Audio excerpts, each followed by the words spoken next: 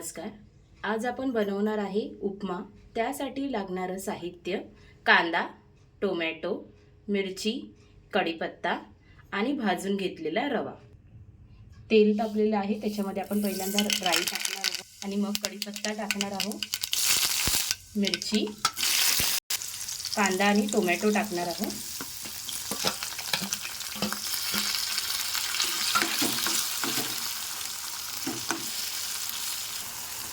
हळद टाकणार आहोत,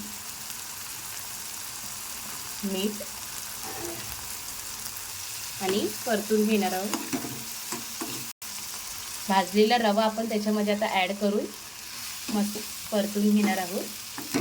परतून झालेला आहे, आता आपण त्याच्यामध्ये हे जे गरम पाणी केलेलं आहे ते आपण टाकणार आहोत। अशा प्रकारे आपला हा उपमा एकजीव मी करून घेतलेला आहे।